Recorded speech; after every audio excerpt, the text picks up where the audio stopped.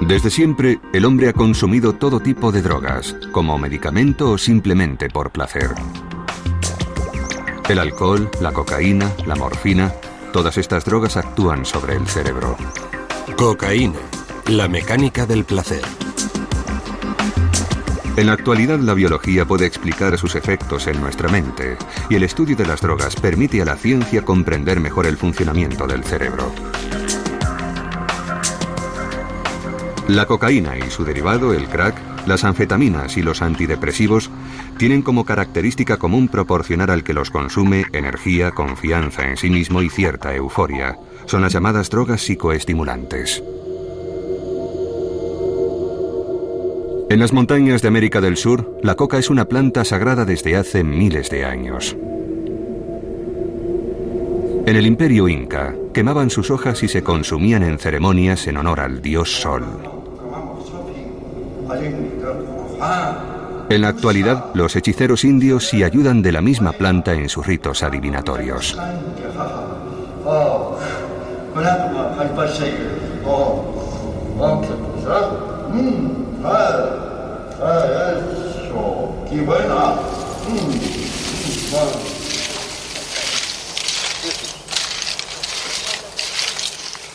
En Colombia, Bolivia y Perú, la mayor parte de los indios mastican hojas de coca para conseguir un poco de energía extra, cansarse menos y reducir el apetito.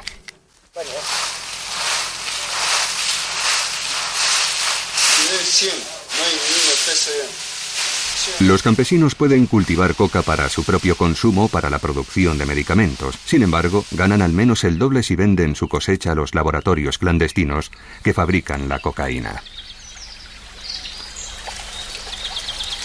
Se calcula que en la actualidad el número de cocainómanos en todo el mundo asciende a más de 13 millones. Con 158.000 hectáreas de cultivo, la cocaína es el centro de un tráfico colosal que genera miles de millones de dólares de beneficios y somete a países enteros a los intereses de los narcotraficantes. Esta es la hoja de coca. Este de aquí es su droga, lo que sale. Esto de acá. Esto una vez que se le pisa ya comienza a salir, mira. Sale la droga. Su nombre es el... Primero le ponemos esto, o más. Para conseguir la sustancia que actúa sobre la sutil química del cerebro, debemos añadir grandes cantidades de cal, ácido sulfúrico y queroseno que sirve como fijador. A partir de la cocaína también se produce un derivado muy potente, el crack, que se vende en forma de piedrecitas. En vivo y en directo para que prendas pues estas notas, esto no se toma. Eso se llega hasta nuestro paladar, hasta aquí nomás y se le bota. Ahí va, ahí sale la... Parecía más.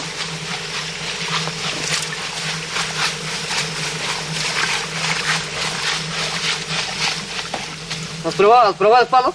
¿Sí? Sin topar la cuchara tengo que... Ya lo ve.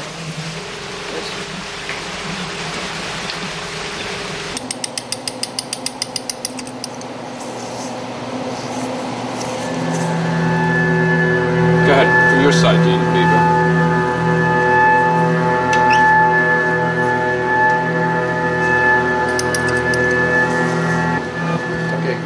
El Laboratorio Nacional de Brookhaven, cerca de Nueva York, es una de las pocas instalaciones del mundo donde investigadores como Jin-Jack Wang pueden estudiar en tiempo real el cerebro humano bajo los efectos de las drogas. Sabemos que los indios de Sudamérica toman cocaína desde hace miles de años. La mastican como si fuera tabaco. Y consumida así no está considerada como una droga adictiva. Sin embargo, la cocaína que se consume aquí es otra cosa. Si se snifa no produce una gran dependencia. Sin embargo, si se fuma o se inyecta, sí puede resultar más adictiva. Por lo tanto, podemos deducir que el modo de administración y la velocidad de llegada de la cocaína al cerebro son factores que hacen que una persona se vuelva dependiente.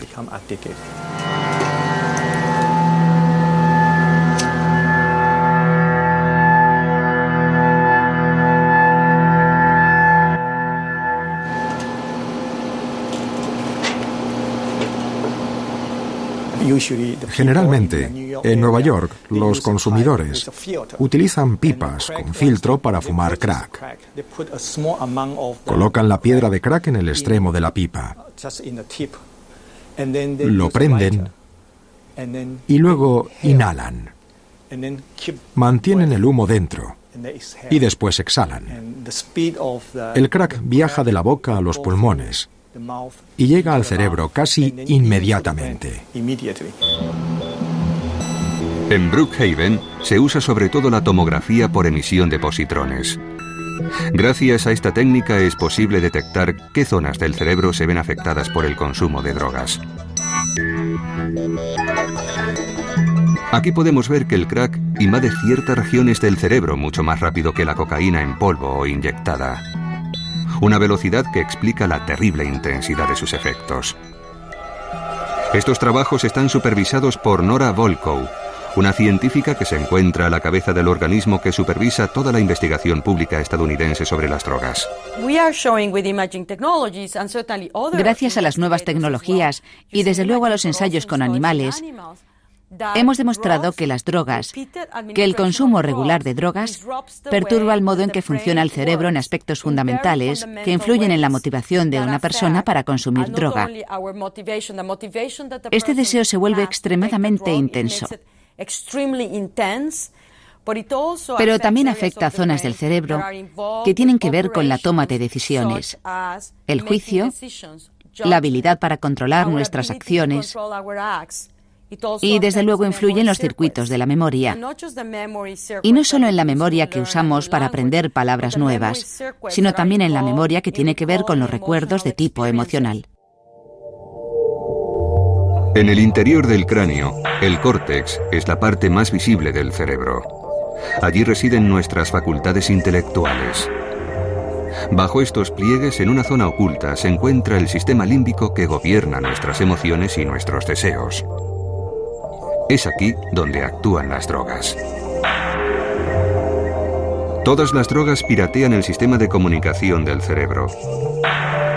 Y esto es así porque nuestro cerebro pasa la mayor parte del tiempo charlando consigo mismo.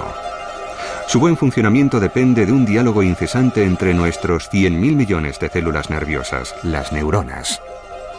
Para hacer circular la información, las neuronas envían mensajeros químicos que llamamos neurotransmisores.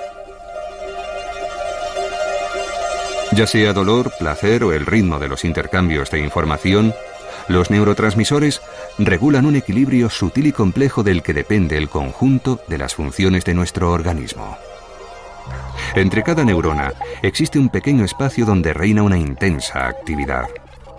Es aquí, en la sinapsis, donde actúan los neurotransmisores.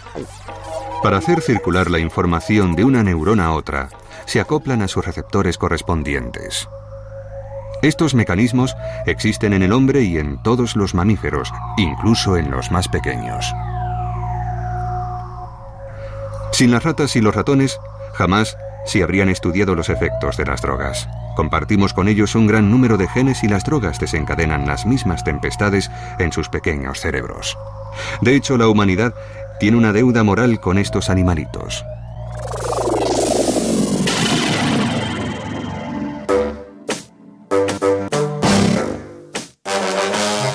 Podemos drogarlos, manipular sus genes e incluso cortarlos en pedazos. Es la triste pero necesaria realidad de los laboratorios donde se compara el estado de los ratones de control o normales con los ratones que llamamos noqueados.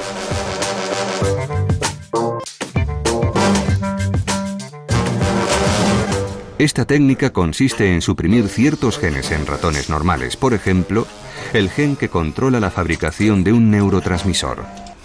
Estos ratones modificados genéticamente se llaman ratones noqueados.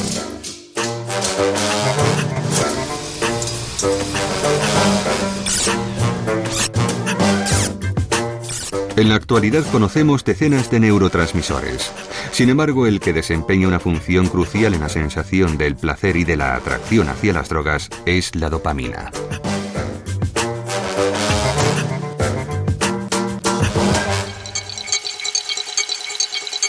Aquí vemos el aspecto que tiene la dopamina al microscopio, bajo su forma cristalizada. y como diagrama químico. Bruno Giros estudia los efectos de esta molécula en el cerebro de ratones normales y de ratones noqueados. Todas las drogas que consume el hombre, la nicotina, el alcohol, los opiáceos, los cannabinoides, los psicoestimulantes, todas estas drogas tienen en común una cosa: liberan dopamina. Por lo tanto, la dopamina se encuentra en el centro de los circuitos de recompensa y, por supuesto, de los circuitos del placer. La dopamina también se libera con el juego compulsivo, actividades sexuales o al comer. En realidad, el hecho de liberar dopamina con el sexo y la comida sirve para garantizar la supervivencia. Es decir, es indispensable para la supervivencia de la especie. Las drogas imitan estas actividades y, por lo tanto, de alguna manera, se aprovechan del sistema, lo usan para su propio beneficio.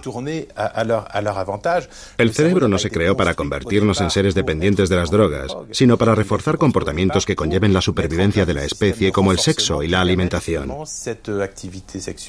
Las drogas, en general, embaucan al sistema, lo engañan.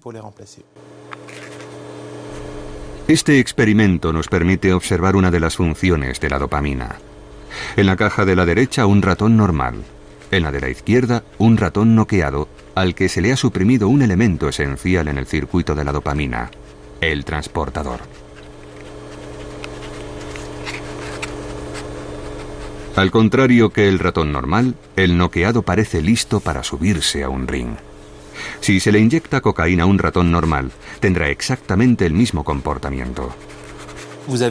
De una parte está la terminación nerviosa del animal normal, que libera la dopamina.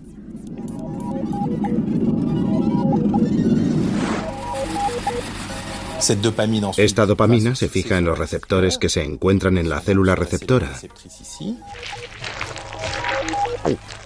y rápidamente es captada por el transportador de la dopamina aquí, para volver después al interior de la neurona.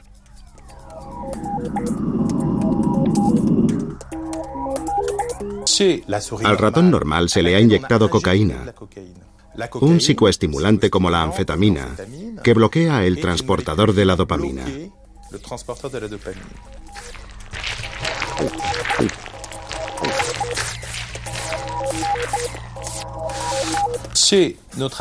En el animal noqueado tenemos la terminación, la liberación de la dopamina, la activación de los receptores, pero no hay un transportador que capture la dopamina y la saque del sistema.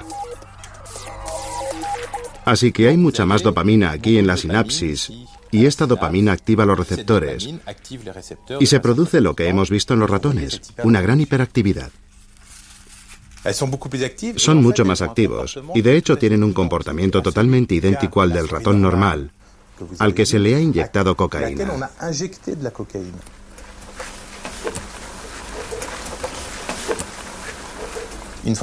Una vez que se comprende el sistema, podemos identificar los hilos de los que hay que tirar para liberar más o menos dopamina, y entonces solo quedará estudiar su efecto en el hombre y comprobar todas estas hipótesis con las moléculas que están a nuestra disposición o que vamos a desarrollar en los próximos años. Es evidente que en los ratones no encontraremos las preocupaciones o contradicciones que vemos en la mente del hombre, pero lo cierto es que detrás están la neurobiología y la química, y ambas son exactamente las mismas en las dos especies. Esa neurobiología que en los ratones se expresa a través de un exceso de movimiento, en el hombre lo hace mediante el pensamiento. Al observar los mecanismos presentes en los ratones de control y en los noqueados, los investigadores identifican las innumerables funciones de la dopamina en nuestro cerebro. Y cuando cortan sus minúsculos cerebros en secciones, cumplen con la primera etapa en el descubrimiento de nuevos medicamentos.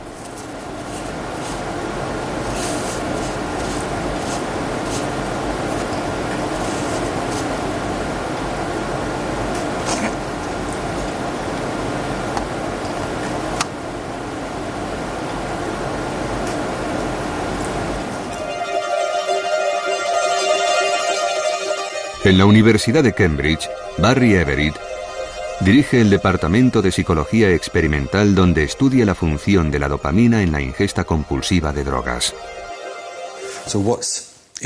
Lo más interesante de las drogas es que afectan a la liberación de dopamina.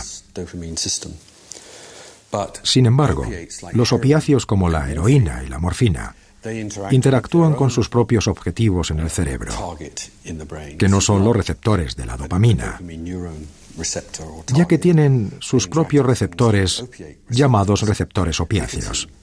La nicotina interactúa con un receptor llamado acetilcolina nicotínico, el cannabis con un receptor cannabinoide.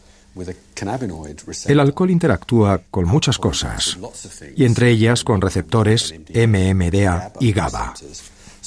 Así que cada tipo de droga tiene su propio blanco químico dentro del cerebro. Y una de las principales teorías sobre por qué todas las drogas son adictivas, aunque tengan composiciones diferentes, es que aunque producen efectos distintos, todos acaban convergiendo en el sistema de la dopamina. Así que, de un modo u otro, la cantidad de dopamina sube en el cerebro.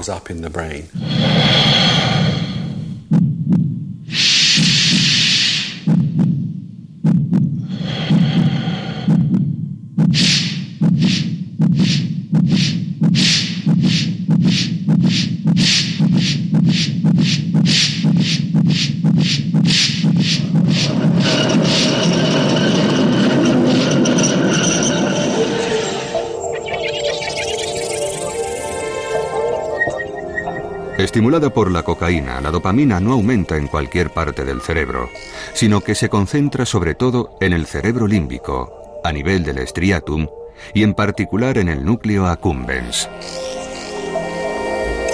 Desde hace ya 10 años, el estudio de esta zona, a la vez minúscula e importantísima, ha desatado una pequeña revolución en las neurociencias. Según se cree, el núcleo accumbens parece ser el centro de las sensaciones de placer provocadas por la dopamina.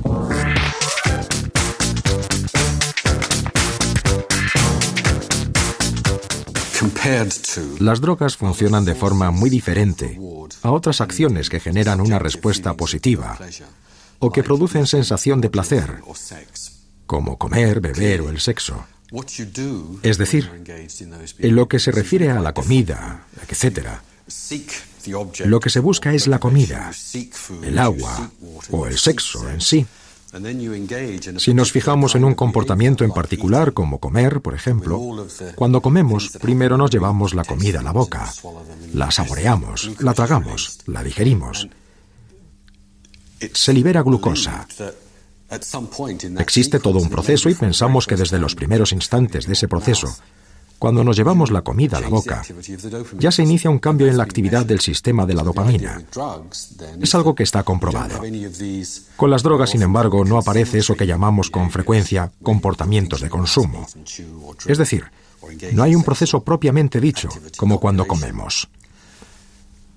Cuando una sustancia tóxica entra en nuestro cuerpo a través del torrente sanguíneo, o si la esnifamos por la nariz, se produce de forma casi inmediata un cortocircuito en el sistema de la dopamina, y tiene lugar sin que haya ningún tipo de preliminar. Es como si la droga secuestrara el sistema de recompensa de nuestro cerebro.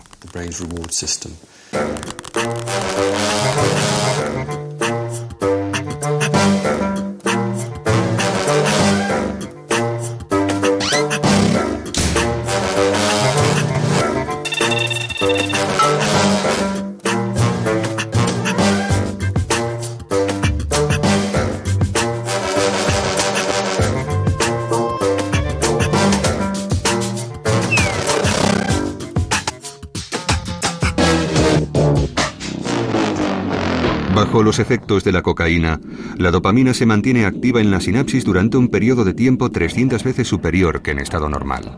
Algunos estudios demuestran que esta avalancha en el cerebro de los cocainómanos acaba por dañar los receptores de la dopamina. Y aunque es posible que se reparen solos, jamás tendrán la eficacia inicial, ni siquiera tras años de abstinencia. Estos estragos en el cerebro causan procesos depresivos y dificultad de concentración.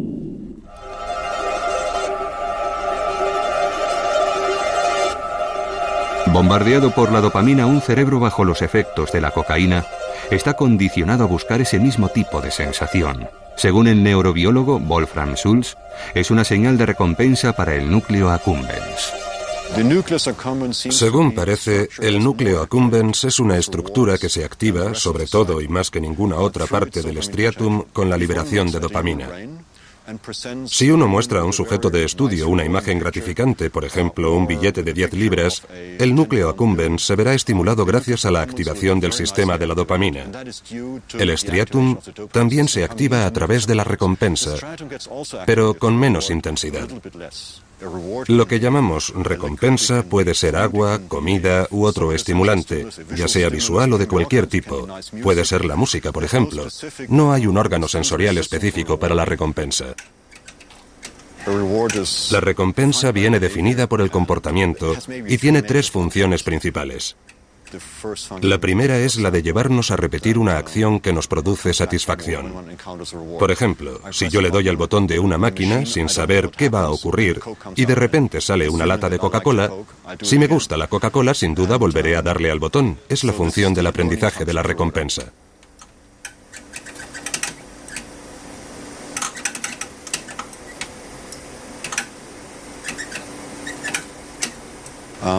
La segunda función tiene que ver con nuestra capacidad para identificar una recompensa.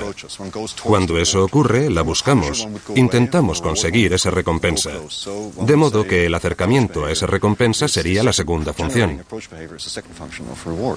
Y la tercera función, que muchos consideran la principal, es la función emocional. Hace que te sientas feliz. Conseguir la recompensa proporciona placer, tiene propiedades hedónicas, hace que te sientas bien, te gusta y te sientes satisfecho. Fue en la década de 1890, en los primeros años del cine, cuando muchos aficionados descubrieron las propiedades hedónicas de la cocaína. En el mercado desde hacía tiempo, la cocaína había sido adoptada por los actores, las estrellas de Hollywood y los amantes de la noche. Incluso el doctor Sigmund Freud llega a recomendar su uso como medicina milagrosa. Sin embargo, la cocaína se consume sobre todo bajo la forma del famoso vino de coca Mariani, entre cuyos entusiastas consumidores se encontraban famosos deportistas, grandes escritores e incluso el Papa León XIII. La Coca-Cola contuvo cocaína hasta 1903 y se vendió como tónico y bebida revitalizante.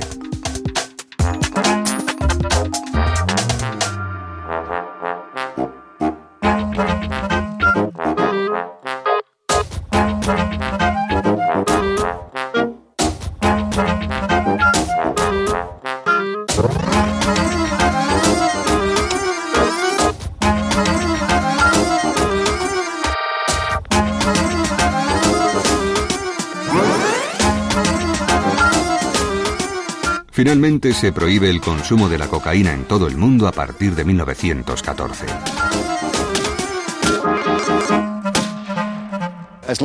Mientras una persona no consuma drogas adictivas, no se convertirá en adicto, eso es evidente. Sin embargo, de 100 personas que consumen drogas adictivas, diferentes tipos de drogas y en cantidades distintas, solo algunas de ellas se harán adictas. El quid de la cuestión se encuentra en el cerebro, y se puede deber a alguna razón patológica o a alguna variación normal, aunque creo que eso es lo de menos. Da lo mismo. Son varias las funciones cerebrales que se ven afectadas por el consumo de drogas. Y en algunos casos, la persona se vuelve adicta y en otros no parece caer en esa adicción. Y eso no se debe solo a la anatomía del cerebro, sino a más factores, al medio, al contexto social, la historia del individuo, a las circunstancias de cada cual, a qué comen o beben. De hecho, en algunos casos se podría decir que la adicción se parece a la esquizofrenia. Es un verdadero desorden cerebral. Hay datos que así lo sugieren. Es una posibilidad, pero no lo sabemos con certeza. Yo creo que la consecuencia más importante de mi trabajo es que he contribuido a definir la adicción a las drogas como una enfermedad del cerebro, ya que encontramos claras anormalidades acerca de su funcionamiento que finalmente desembocan en un comportamiento perturbado. Los posibles errores en el funcionamiento del corazón se traducen en una mala circulación, y eso lo entiende todo el mundo. Nadie cuestiona que si uno tiene un problema en el miocardio, quiere decir que tiene una enfermedad cardíaca. Con las drogas no ocurre lo mismo. Si tenemos un individuo que consume drogas y que presenta un comportamiento anormal, nadie le considera un enfermo. Todo el mundo achaca su mal al consumo de drogas, algo que esa persona ha elegido hacer.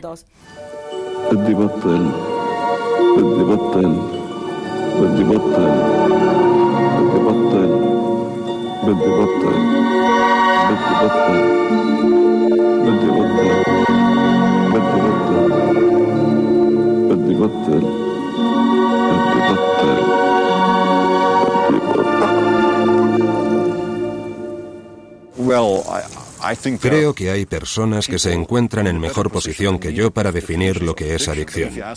Pero si pide mi opinión personal, le diría que es un proceso de recompensa descontrolado o un proceso de recompensa que el individuo no puede controlar por sí solo, o que por alguna razón el sujeto no quiere controlar porque la recompensa es tan inmensa que supera cualquier otra consideración. Todo esto nos lleva a la pregunta de hasta qué punto controlamos nuestras decisiones o nuestras acciones. Una anomalía en los circuitos cerebrales podría explicar por qué algunas personas se sienten atraídas por las drogas. Son incapaces de resistirse a la tentación del placer y se vuelven esclavos de sus impulsos.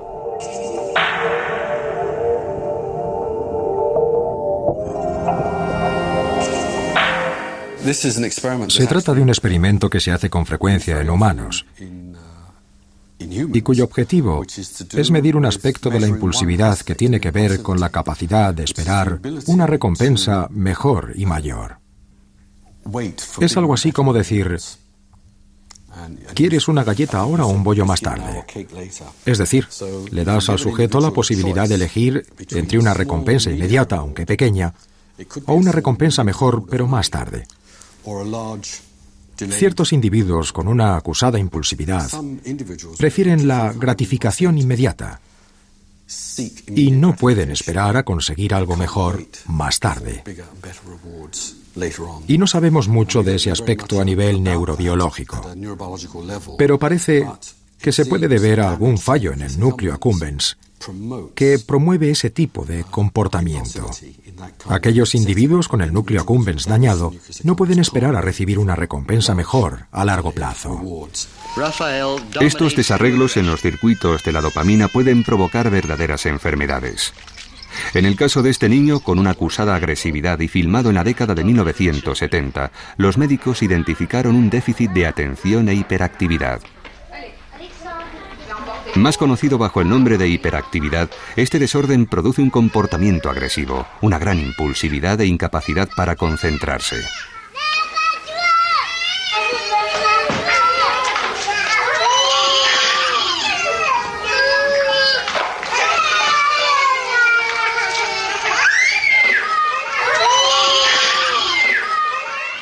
En la actualidad en Estados Unidos, y es una práctica que se está extendiendo por todo el mundo, se suele tratar a los pacientes con hiperactividad con estimulantes como el Rubifen, que allí se llama Ritalin.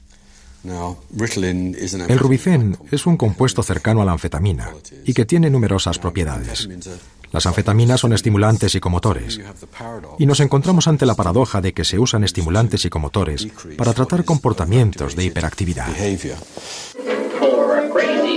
En Estados Unidos, entre 4 y 5 millones de niños escolarizados siguen este tipo de tratamiento y en Europa el número crece muy rápidamente.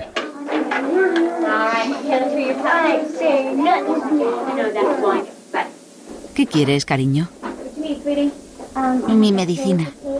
Tus pastillas, claro. Dentro del cerebro, los medicamentos como el Rubifen mantienen una tasa elevada de dopamina al bloquear su reasimilación.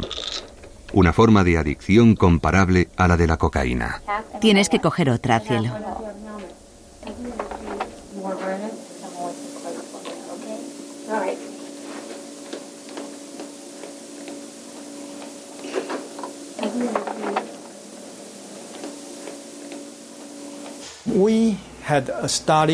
Hicimos un estudio muy interesante. Usamos una medicación muy parecida a la cocaína. El compuesto activo era el metilfenidato, es decir, una forma de Rubifen que no se receta y que se inyecta. Y le proporcionamos esta medicina a un grupo de adictos a la cocaína que se la inyectaron. Y descubrimos que a la mayoría de los cocainómanos les gustó. La razón por la que consumían cocaína es que tenían hiperactividad. Así que usaban la cocaína para tratar su enfermedad. Y este grupo de gente, en cuanto toman cocaína, se sienten mucho mejor. Así que cuando descubrimos esto, les pedimos que fueran a ver a un psiquiatra para tratar su hiperactividad. Y hasta ahora no han vuelto a tomar cocaína. De hecho, la acción química de estos medicamentos es muy parecida, a veces incluso idéntica a la de las anfetaminas. Legales en los años 30, las anfetaminas se encontraban en medicamentos que se recetaban para tratar el asma, quitar el hambre o proporcionar energía. Los deportistas, los camioneros, los políticos y los militares recurrían a ellas con mucha frecuencia. Cueva a cueva y soldado a soldado. Incluso se podría decir que la Segunda Guerra Mundial se desarrolló bajo la influencia de las anfetaminas. En los ejércitos alemán, estadounidense y británico se distribuían a los soldados para que vencieran el agotamiento. En las fuerzas estadounidenses en Okinawa, estos son los kamikazes. La inconsciencia de los kamikazes japoneses se explica en parte por su elevado consumo de anfetaminas. Tras la derrota de Japón, los stocks salieron a la venta y la drogadicción con anfetamina se convirtió en un gran problema en el Japón de la posguerra.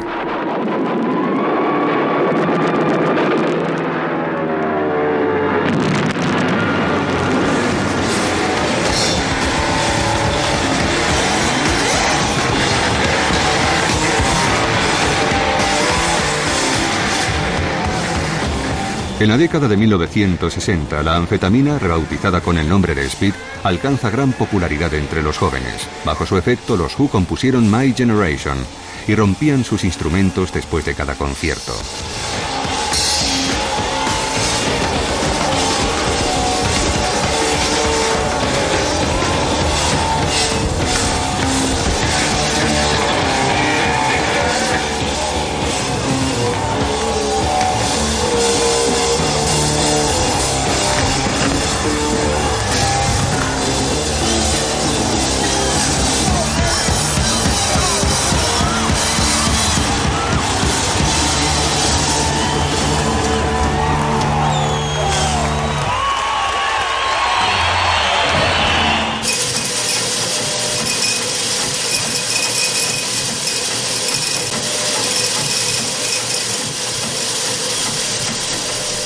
En la década de 1980, las anfetaminas se convirtieron en drogas ilegales. Sin embargo, 26 millones de personas en todo el mundo, de las que 3 millones son japoneses, siguen consumiéndolas.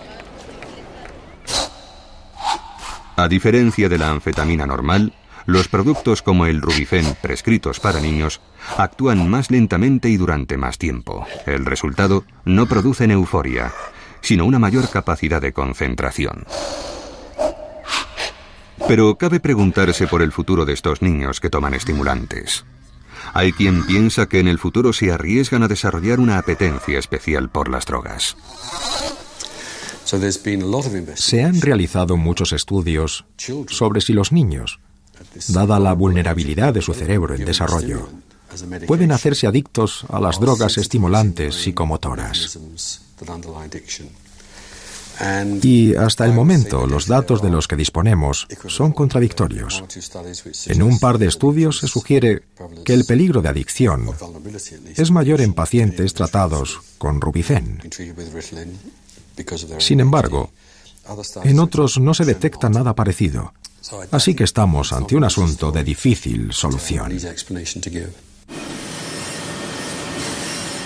El número de pacientes que reciben tratamiento contra la hiperactividad es considerable. Sin embargo, no es nada comparado con los 300 millones de consumidores de otro tipo de psicoestimulantes que se venden con receta médica, los antidepresivos.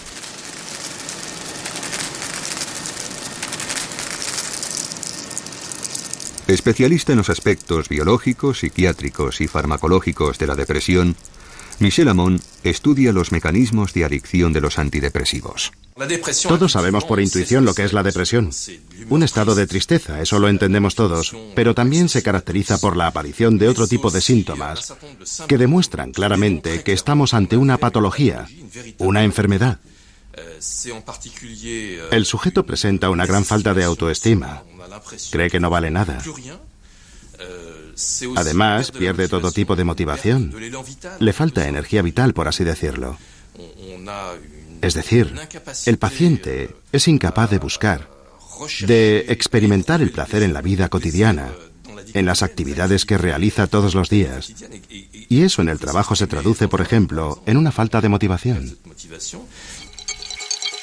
El cerebro de las personas depresivas presenta un déficit de serotonina, un neurotransmisor indispensable para nuestro bienestar y que aquí vemos en su forma cristalizada. Este déficit en serotonina afecta varias zonas del cerebro. Primero al striatum, que genera los movimientos inconscientes. Después afecta al tálamo y al hipotálamo, que regulan funciones corporales como la temperatura, el apetito y el sueño. Funciones que se ven perturbadas en los pacientes depresivos. También afecta a la amígdala, que desencadena las reacciones de miedo, y al hipocampo, que se ocupa del recuerdo emocional.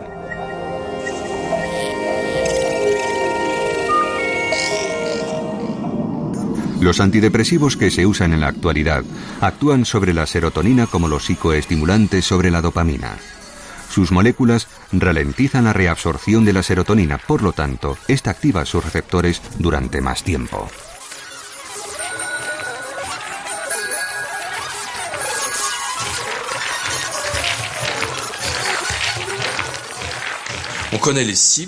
Sabemos que los antidepresivos actúan sobre unos neurotransmisores llamados monoaminas. En la actualidad, los antidepresivos que más usamos utilizan la serotonina y también la noradrenalina como neurotransmisores. Pero estamos desarrollando otros antidepresivos mixtos que usan ambos neurotransmisores. Sabemos además que cuando se actúa sobre estos neurotransmisores, también se ve afectada la dopamina, que es la hormona del placer, y que además representa la capacidad del individuo para buscar el placer, algo que el sujeto depresivo ha perdido por completo. Sin embargo, eso no quiere decir que solo las neuronas que contienen serotonina se ven activadas.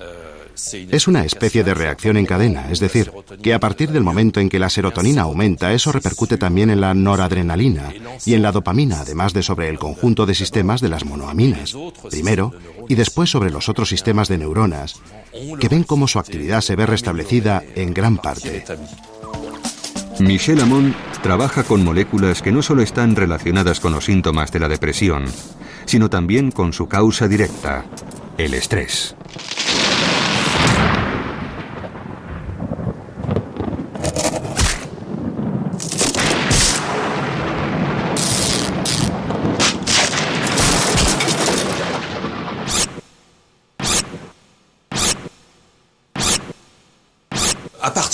A partir de esa idea, hemos logrado reproducir modelos de depresión en animales causada por la exposición de estos a un estrés continuado. Hay un modelo muy válido desde ese punto de vista que funciona muy bien. Nos dispusimos a tratar a estos animales con antidepresivos y nos dimos cuenta de que efectivamente los déficits que habíamos inducido por ese estrés continuado y que se parecían mucho a los síntomas de la depresión en el hombre, se pueden corregir con antidepresivos. Así que a partir del momento en que descubrimos eso, hemos podido estudiar en los animales lo que ocurre en el organismo y sobre todo en el cerebro. Estudios como estos nos han ayudado a descubrir más sobre los procesos biológicos asociados a la depresión. En la Pitié-Salpêtrière, en París, Charles Cohen-Salmon ha establecido un modelo para explicar la depresión en los animales. Somete a unos ratones a una serie de situaciones estresantes e inesperadas. Primera faena, inclina la jaula. Asomados al precipicio, los ratones se olvidan de disfrutar de la vida.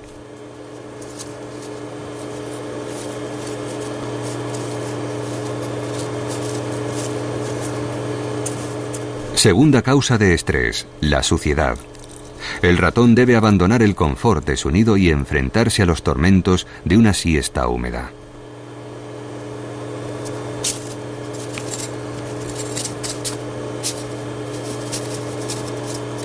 Y para terminar, problemas de comunicación. Separados por una pared transparente, los ratones lo intentan todo para contactar sin ningún éxito.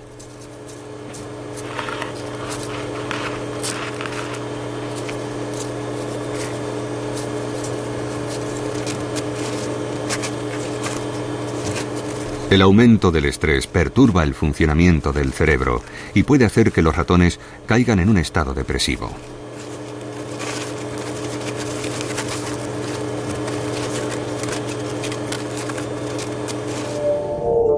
En el cerebro, el estrés ataca primero al hipotálamo, uno de los reguladores del apetito y del sueño.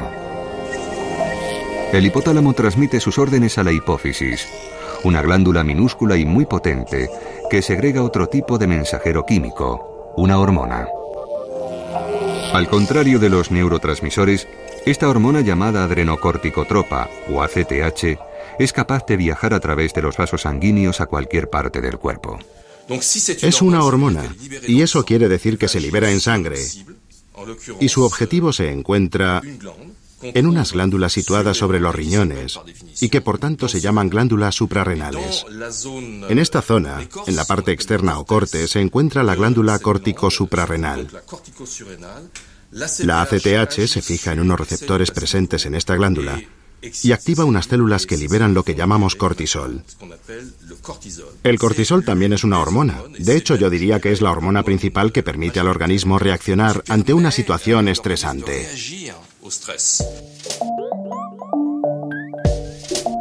El cortisol desencadena una movilización general del organismo y un consumo intensivo de sus reservas de energía, azúcar y grasas.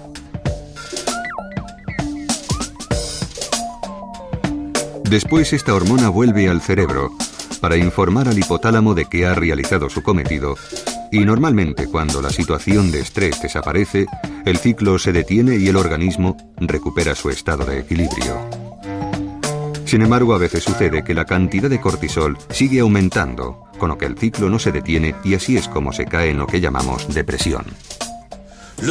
El sujeto depresivo es un individuo cuyo sistema de estrés, de reacción al estrés, está constantemente activo. La idea es impedir la acción del cortisol y de esta forma disminuir su actividad. De hecho, ya tenemos productos que funcionan muy bien en los animales y que consiguen ralentizar el ciclo del estrés.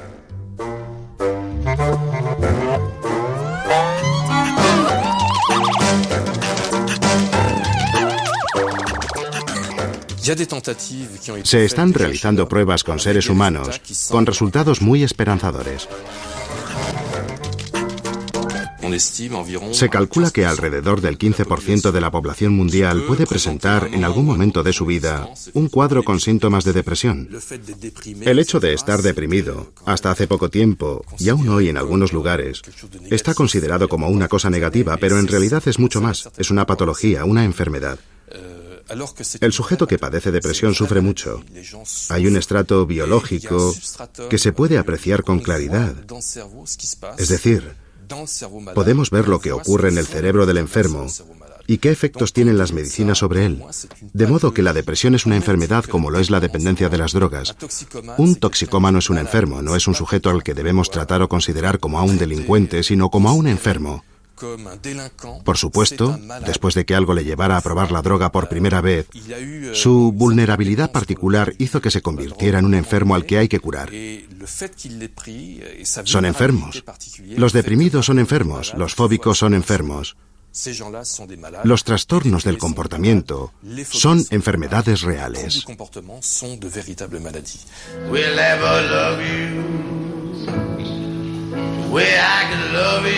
Los gobiernos de numerosos países multiplican sus campañas de prevención contra la cocaína, aunque sin mucho éxito. Según los investigadores, la adicción no es una elección. quiero. Pero si no se da. Quiero que vengas conmigo al Valle, Gabriel. No one can keep love that's gone wrong. Nobody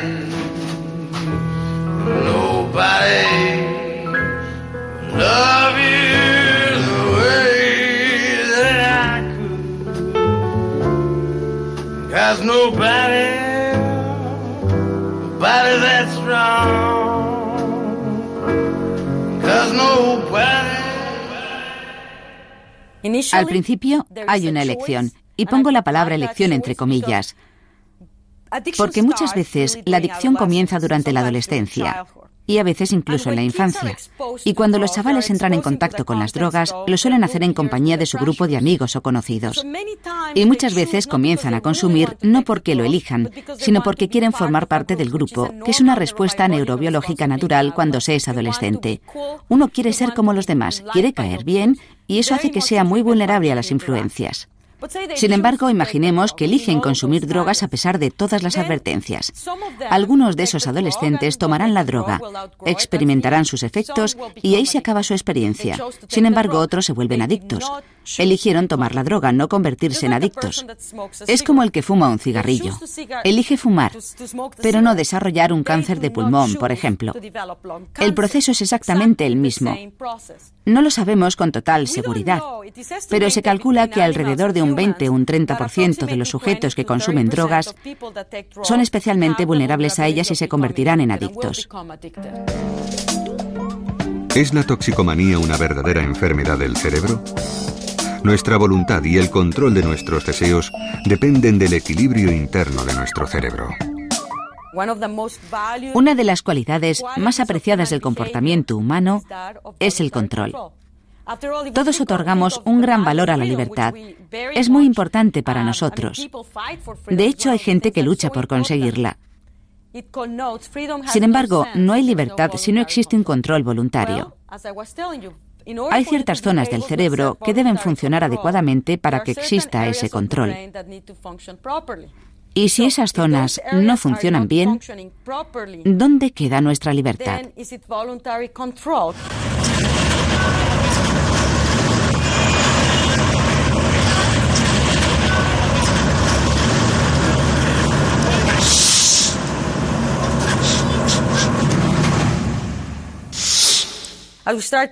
Solo ahora comenzamos a comprender que hay muchas cuestiones importantes acerca del llamado comportamiento voluntario. Y la drogodependencia es una de las enfermedades que mejor ilustra esto que estoy diciendo.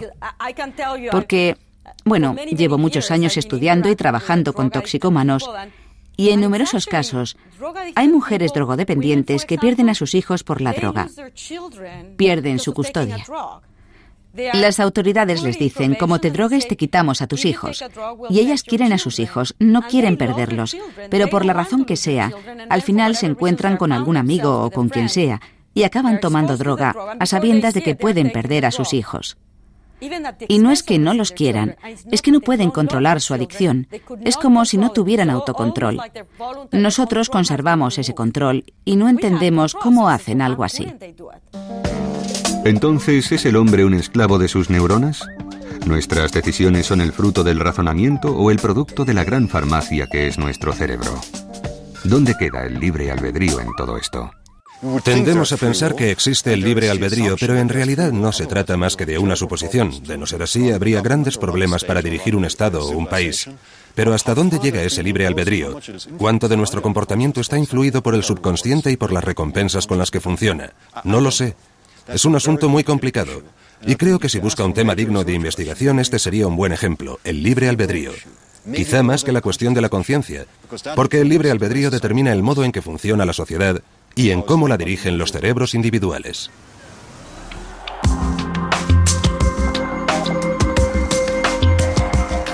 En lucha contra sus pulsiones, desestabilizado por su farmacia interior, ¿es el hombre una marioneta de su laboratorio cerebral?